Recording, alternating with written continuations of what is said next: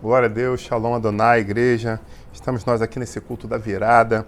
Queria convidar você a abrir em Neemias, capítulo 2, a partir do verso 11. Neemias 2, a partir do verso 11. A palavra de Deus vai nos dizer o seguinte: Então, cheguei a Jerusalém. Depois de esperar 3 dias, me levantei à noite, junto com os poucos homens que estavam comigo. Não declarei a ninguém o que o meu Deus havia posto no meu coração para eu fazer em Jerusalém. Não havia comigo animal algum, a não ser o que eu montava. De noite saí pelo portão do vale, em direção à fonte do dragão e ao portão do montouro. E inspecionei as muralhas de Jerusalém, que estavam em ruínas e cujos portões tinham sido destruídos pelo fogo.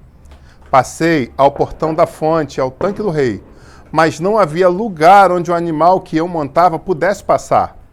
Subi à noite pelo vale, sempre inspecionando as muralhas. Voltei, entrei pelo portão do vale e fui para casa. Os magistrados não sabiam onde eu tinha ido nem o que eu tinha feito, pois até ali não havia declarado coisa alguma. Nem aos judeus, nem aos sacerdotes, nem aos nobres, nem aos magistrados, nem aos demais que iriam fazer a obra. Então eu lhes disse: vocês estão vendo a miséria em que nós estamos. Jerusalém em ruínas e os portões destruídos pelo fogo. Venham, vamos reconstruir as muralhas de Jerusalém para nos livrar desta vergonha. Senhor, em nome de Jesus, eu estou aqui para bendizer o teu santo nome, mais uma oportunidade que o Senhor nos dá de cultuar o teu nome, e pedimos que cada palavra dita seja alcançada, seja direcionada e possa, sim, ser uma semente de bênção nos corações.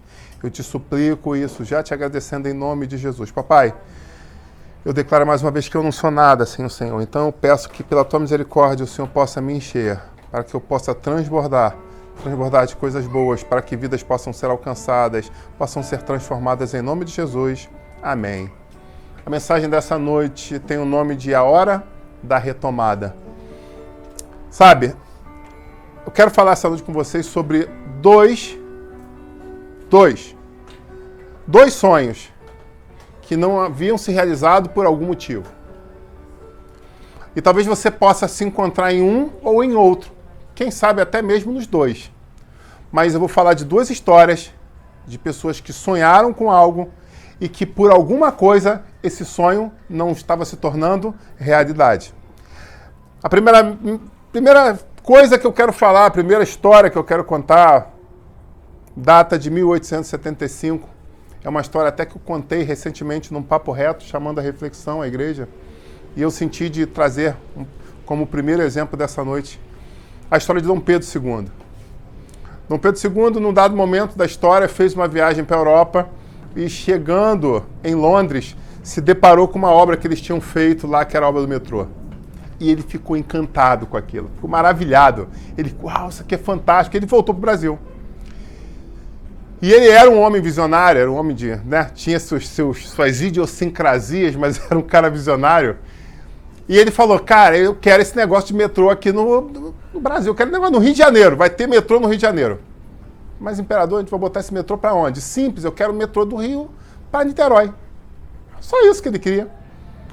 Queria fazer o metrô igualzinho de Londres, só que ligando Rio a Niterói. Então isso era um sonho que nasceu no coração dele. E ele acreditou, sendo um grande imperador de um país gigantesco, muito rico na época, que é até hoje. Ele falou: eu quero esse projeto se torne realidade. E aí sabe o que ele fez? Ele contratou grandes engenheiros, grandes arquitetos. Mandou vir da Europa grandes homens. Não duvido nada que pessoas que tiveram a ver com a construção do projeto de Londres, a história não... Eu procurei em 2 fontes, nenhuma delas me dava essa certeza, mas eu desconfio isso. Chamar gente que sabe o que fazer, que já fez antes, então é uma reflexão para todos nós. E aí ele chama aqueles homens começam a analisar o projeto, o que faz, como faz, não sei o quê, e no final das contas, naquele ano, trazem uma resposta para ele. E a resposta foi: Senhor, não é possível realizar o seu sonho. as condições técnicas, operacionais que nós temos hoje não permitem com que esse sonho se torne realidade. E aí você pergunta, o que ele fez com isso? Sabe o que ele fez? Ele fez uma transposição. Bom, se eu quero ligar o Rio Niterói e nós ainda não temos condições de fazer esse projeto, vamos para o plano B. Qual é o plano B, então? Eu quero construir uma ponte que ligue o Rio a Niterói, já que não dá para ser por baixo d'água, vai ser por cima d'água. E aí, projeto para frente de novo, pesquisa, análise de como fazer isso. E aí, por incrível que pareça, pela segunda vez, ele recebe uma negativa. Imperador, esse sonho que o senhor tem é um sonho fantástico. É um projeto arquitetônico maravilhoso. Mas hoje nós não temos condições, por questões técnicas operacionais, de fazer esse sonho se tornar realidade. O senhor tem até a verba, mas nós não temos ainda maquinário, infraestrutura para fazer o que precisa ser feito. Nós analisamos, nós pensamos, nós vimos os projetos, mas não tem como.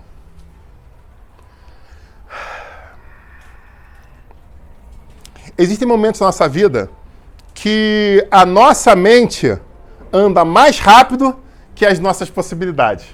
Quem já passou por isso aqui?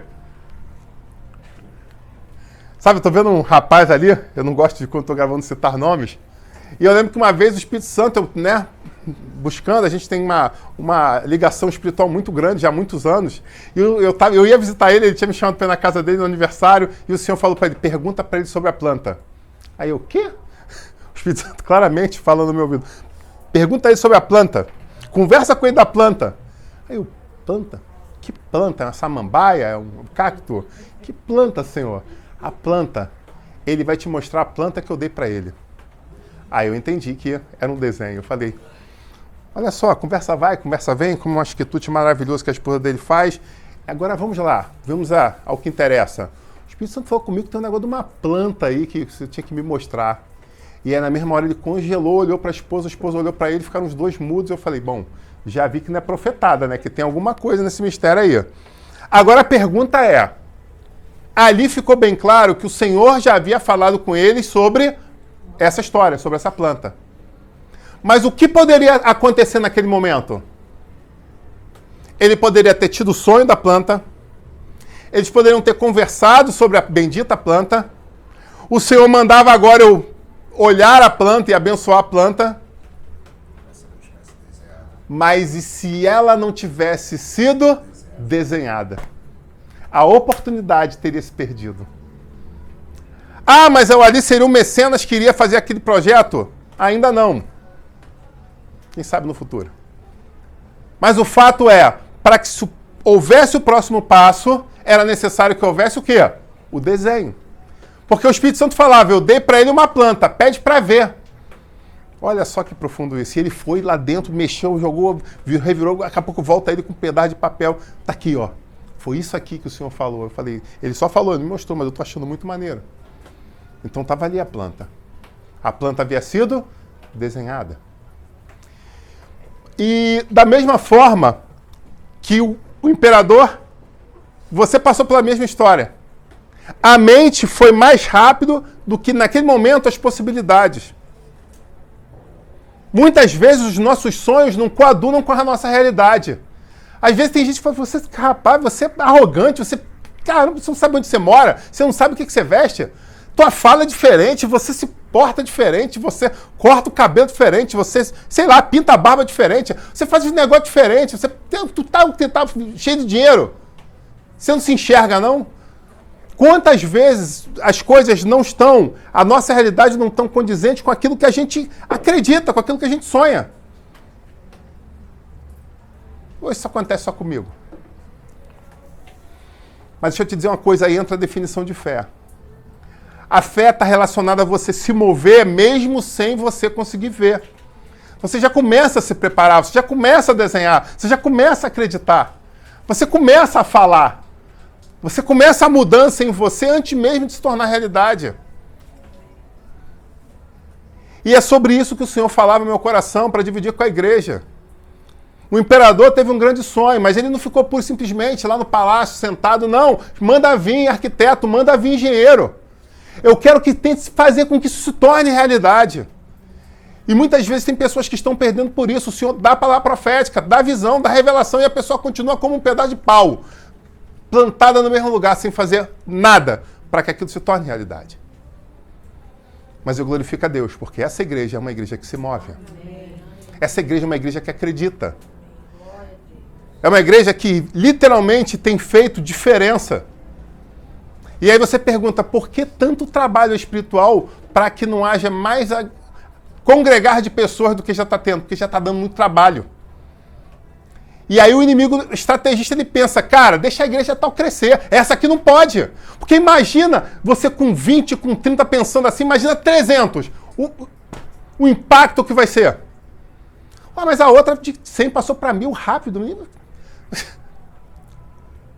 Entenda que eu não estou julgando falas, apesar de ter maturidade e conhecimento para entender o que eu estou falando. E se fosse numa roda de debate, eu saberia com certeza trazer uma explanação plena sobre isso. Mas não é esse o objetivo. O fato é, você pregar evangelho genuíno não é hiperagradável. Não era na época de Jesus, não é agora.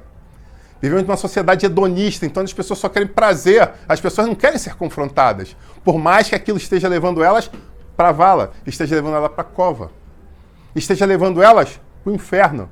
Mas elas preferem acreditar que a forma de viver delas está levando elas para o céu.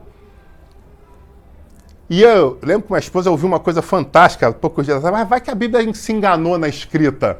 Aí ela falou assim, cara, é um jogo muito complicado essa, porque naquele grande dia você vai falar assim, não, Senhor, eu não fiz porque eu entendi que era um erro de português, um erro de tradução. Eu escutei um teólogo falando que estava errado, e aí eu cobra dele, não cobra de mim. Vocês parecem que é brincadeira, mas não é, não. E a gente séria, que trouxe esse debate para nós, para a gente refletir juntos. Então nós precisamos não somente sonhar, mas nós precisamos fazer como Dom Pedro fez, andar em direção ao sonho. E sabe, deixa eu dizer uma coisa para você profética, essa noite eu quero que você esteja muito atento para receber essa palavra. Pode ser que você tenha sonhado com esse metrô e não tinha condições de fazer por baixo d'água. Pode ser que você tenha feito um upgrade e decidido fazer uma ponte e alguém falou para você, é impossível fazer essa ponte. Não interessa o que as pessoas estão dizendo, se necessário for, você vai por sobre as águas, mas você precisa chegar ao teu objetivo. Você precisa caminhar, nem que seja, Senhor, pega na minha mão e me faz andar sobre as águas. Pedro andou, Jesus andou, eu quero andar também. Mas se eu quero chegar do outro lado, no meu objetivo, eu preciso romper em fé.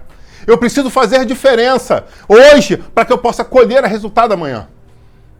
Está na hora da gente sair da zona de conforto, sair da mesmice, sair da inércia, para podermos viver coisas sobrenaturais. Aleluia. Amém, igreja? Sabe, nessa história da ponte, eu preciso também te trazer uma outra reflexão. Muita gente hoje quer que as coisas aconteçam no seu tempo, na sua vontade, no seu querer. Não é assim que acontece? Tem que ser agora. Se não for agora é porque não era vontade de Deus. Deixa eu dizer uma coisa para você. Quantos carros passam por dia na ponte Rio-Niterói? Bota isso por mês. Milhares de pessoas vão e voltam para São Gonçalo, para Itaboraí, para as pessoas que atravessam, pessoas que saem de Santa Cruz e chegam em São Gonçalo. Pessoas que literalmente conseguem fazer uma movimentação.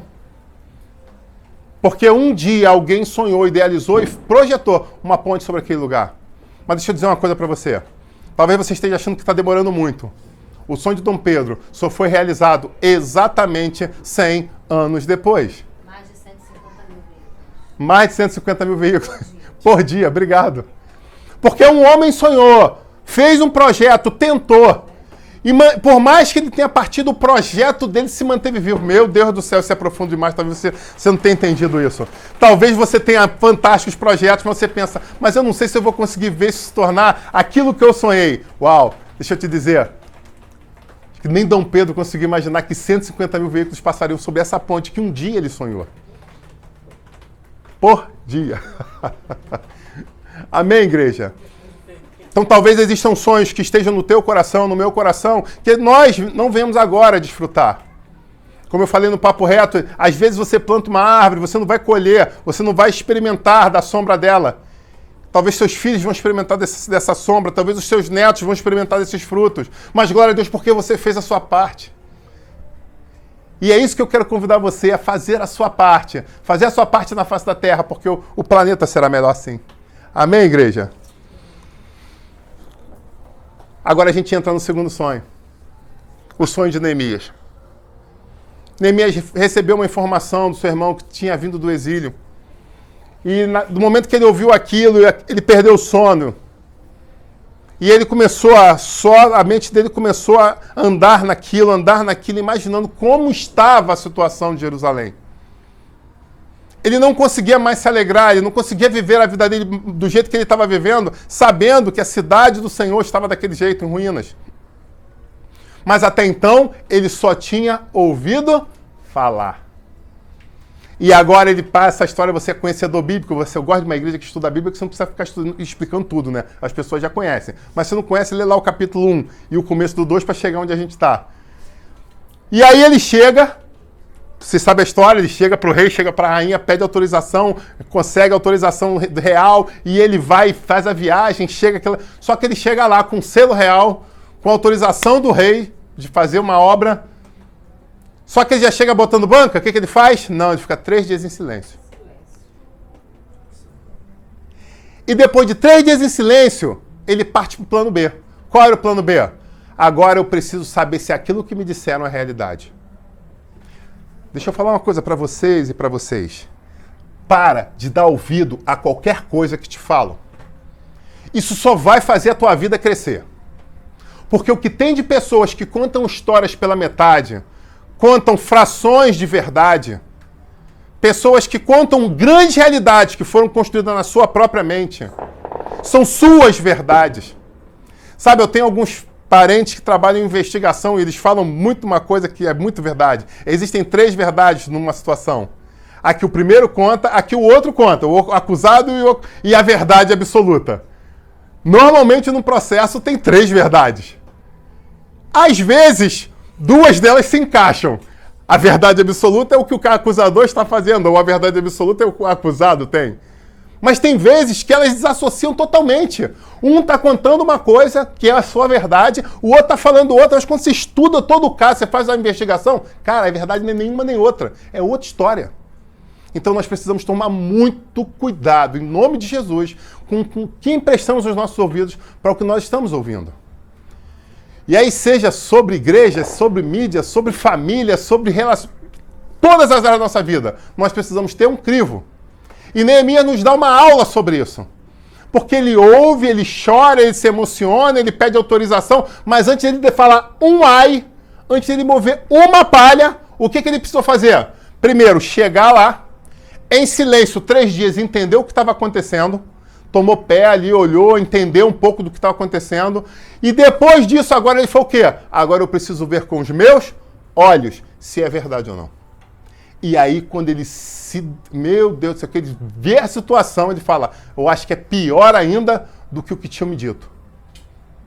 Então vamos lá, nós temos uma grande obra pela frente. Nós temos uma grande obra para que um sonho se torne realidade. Sabe?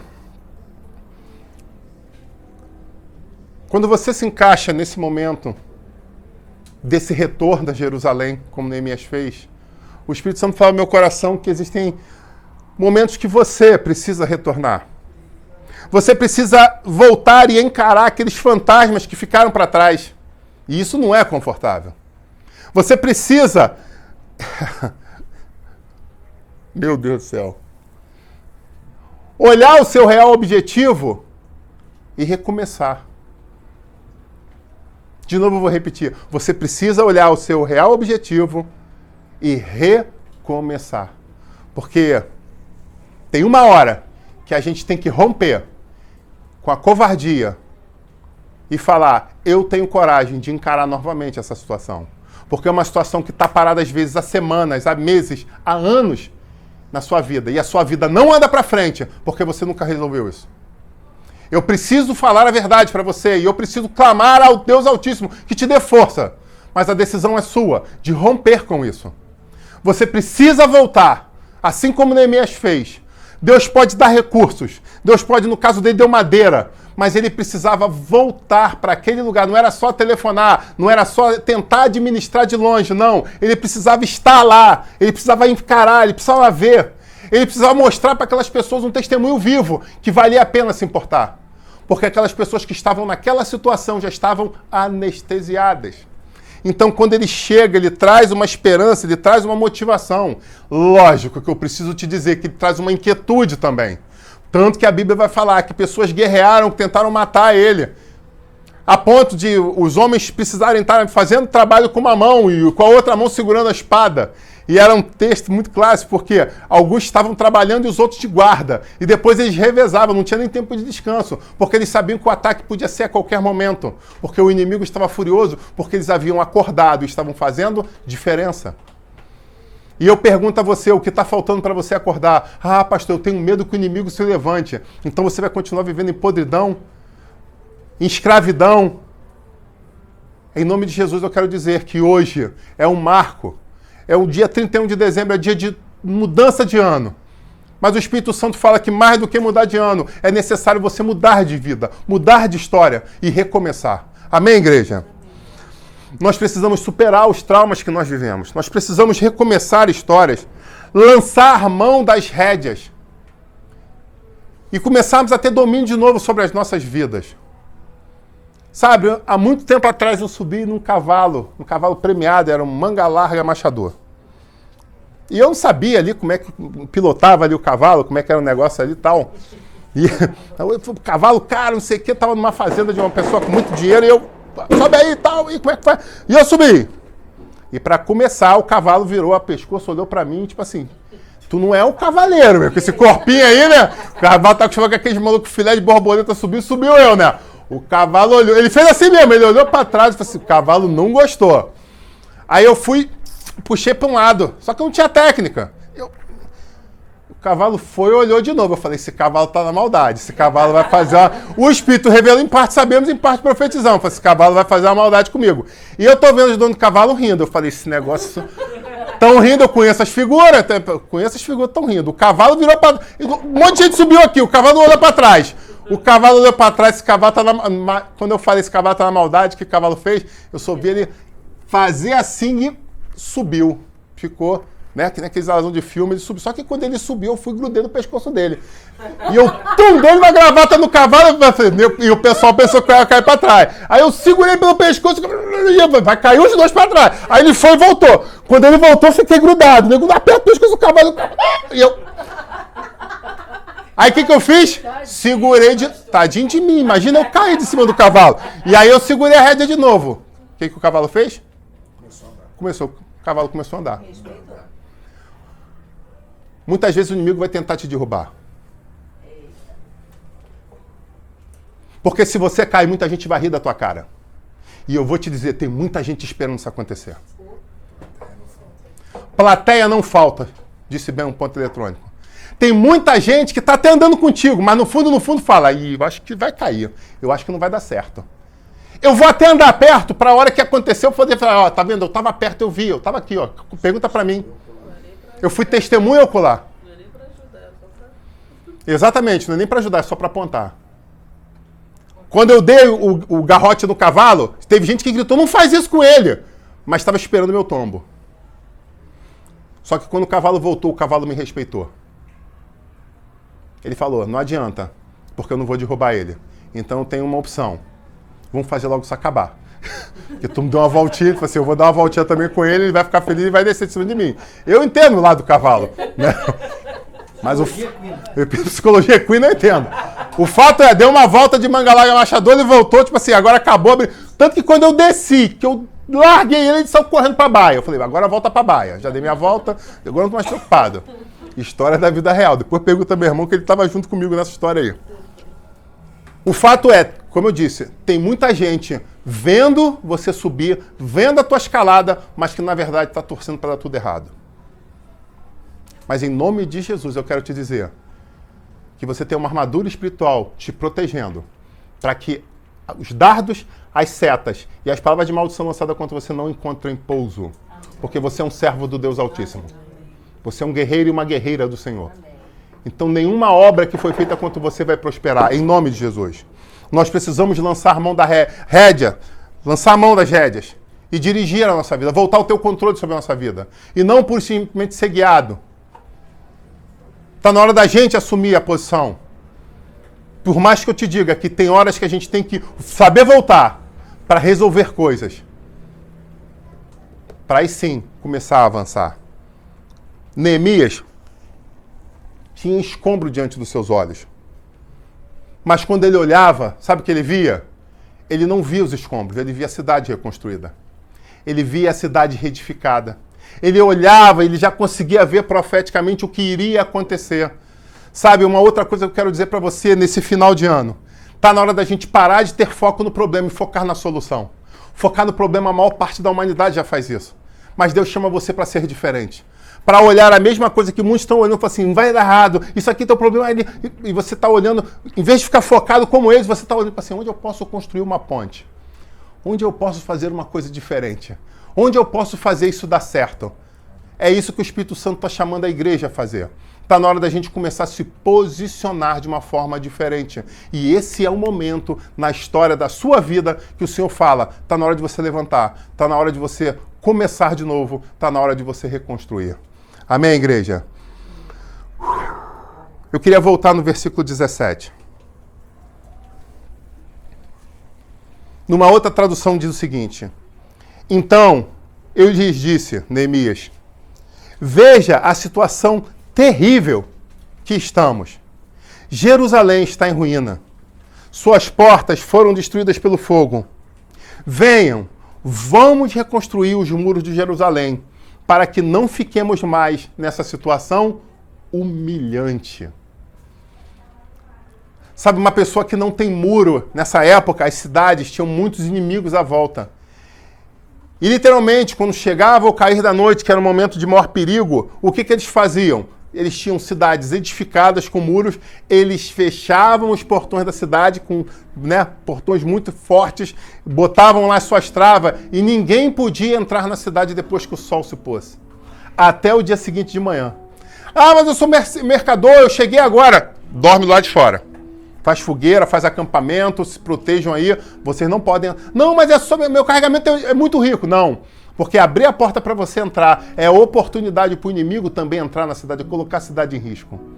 Então você fica aqui, eu vou torcendo por você. Eu tô aqui, ó. Eu vou botar até flecheiros aqui no muro para se vier alguém contra você, te ajudar a te defender. Mas o fato é, existe um momento certo para você entrar na cidade prometida. Não é qualquer hora, não é de qualquer jeito.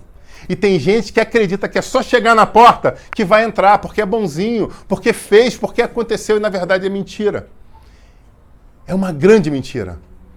Toda cidade fortificada tem a hora certa para entrar. Existe a forma certa para entrar. Não é de qualquer jeito e não é qualquer hora. Sabe? Está na hora de sair dessa situação humilhante. Está na hora de recomeçar a história. Eu quero dizer algo para você. Muitas coisas aconteceram nesses últimos 2 anos na humanidade. Houveram muitas perdas. Muitas pessoas empreenderam, abriram negócios acreditando que estariam vivendo uma coisa totalmente diferente. E quando viram, houve um blackout, houve um fechamento pleno das coisas. Eu vi muita gente falindo.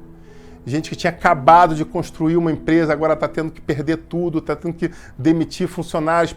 E agora vai viver de quê? Porque colocou tudo o que tinha, todas as suas posses, nesses planos. Existiam pessoas que pensaram que iam fazer concursos, que iam passar, que estavam estudando, e de repente, quando viram, foi tudo fechado. Não pode haver nada por causa da pandemia. Então, muitos sonhos que estavam quase sendo alcançados se tornaram o quê? Somente visões. Muita gente perdeu, muita gente querida, muitos amados.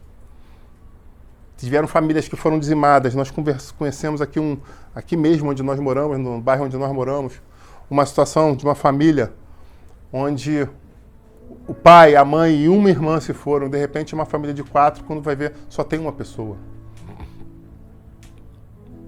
Eu fico imaginando esse rapaz que ficou, acho que é um menino que ficou. Acho que é isso mesmo, acho que é um menino. E de repente você pensa, poxa, eu tenho irmão, eu tenho pai, eu tenho mãe, meu irmão está me perturbando. E de repente não tem mais irmão. Na verdade, daqui a uma semana não tem mais pai. Passou uma semana não tem mais mãe. Sobrou só eu. Muita gente fez planos. Muita gente teve sonhos que se perderam nesses dias.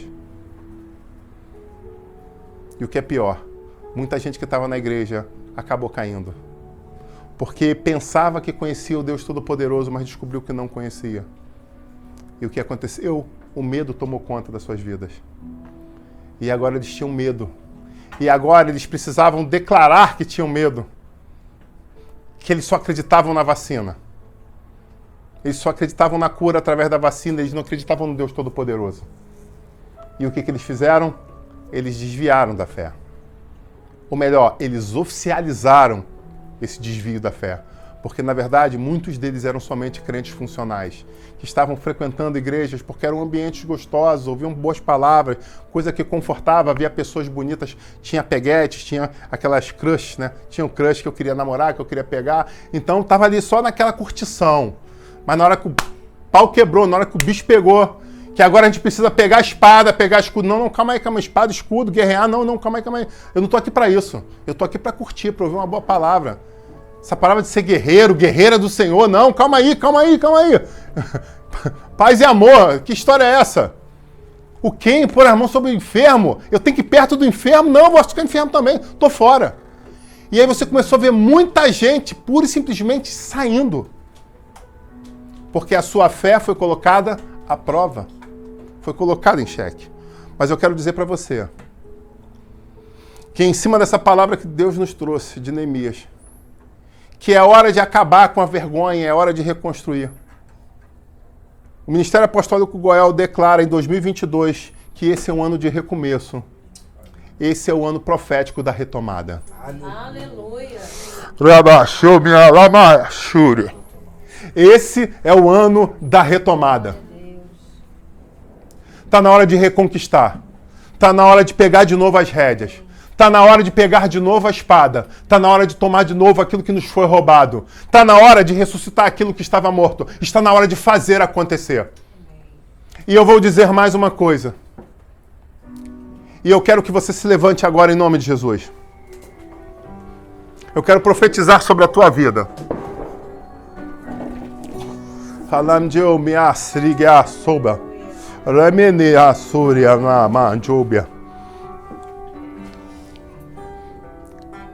Eu profetizo que 2022 é o ano da retomada. Mas eu declaro que as decisões que você tomar nesse próximo trimestre, vão impactar o que vai acontecer nos próximos 5 anos da sua vida. Amém, Jesus. As decisões que você tomar, você vai agora tomar as decisões. E o que você fizer nesses próximos 90 dias? Mas, pastor, presta atenção. Eu não estou falando do que você resolver, eu estou falando que as decisões que você tomar, traduzindo. Pastor, eu preciso cavar, então eu vou correr atrás do dinheiro para comprar uma pá. Pastor, eu preciso plantar, eu vou correr atrás para pegar semente. Mas eu não consegui, mas a semente já está na tua mão. O terreno já está na tua frente e deu 89. Não se preocupa, porque Deus contempla o que está no teu coração. E as decisões que você está tomando são literalmente a colheita que você... A colheita que você vai ter nesses próximos 5 anos. Essa é a palavra que eu declaro sobre a tua vida em nome de Jesus. É hora de romper com medo e é hora de recomeçar a história da sua vida. Está na hora de você, literalmente, ser o ator principal da sua história. Faltam 3 minutos para a virada do ano. Eu quero convidar você. O Espírito Santo foi bem claro. Nesse primeiro momento de culto, nós precisávamos o quê? Declarar o que nós éramos gratos. Para que agora, nesse segundo momento, nós fôssemos impactados e renovados para que chegássemos ao terceiro passo. E esse terceiro passo, agora sim, é de dobrar o joelho e clamar ao Senhor. Você sabe o que precisa ser restituído. Você sabe o que foi roubado. Você sabe qual é o teu sonho. Agora eu quero convidar a colocar o joelho no chão e clamar ao Deus Altíssimo para que esse sonho se torne realidade. Dom Pedro sonhou com uma ponte. Sonhou com o metrô e depois com uma ponte. Que ele não viu se concretizar. Mas eu quero dizer que existem muitos sonhos que pareciam loucura, mas que você vai ver com os teus olhos. Você vai desfrutar. Você vai aproveitar em nome de Jesus. Eu quero profetizar sobre a tua vida. Em nome de Jesus. Em nome de Jesus. Que esse seja um ano de um recomeço. Um ano de reconquistas. Um ano de fazer diferente. Pare de emprestar sua boca dizendo que é impossível. Pare de emprestar sua boca dizendo que não dá. É hora de viver coisas extraordinárias, coisas sobrenaturais. Você já recebeu muitos sonhos e muitas promessas. Está na hora de fazer isso tudo se tornar realidade. Eu quero levantar um propósito contigo de, nesses próximos 90 dias, andar em direção ao sobrenatural. E você vai experimentar coisas grandes e tremendas. Eu profetizo sobre a tua vida, em nome de Jesus, um feliz 2022. Deus te abençoe grandemente. Shalom Adonai. Dobre o teu joelho em casa, junto com a tua família, e curta esse momento de tomar as rédeas da sua vida e recomeçar a sua história. Shalom Adonai. Deus te abençoe grandemente.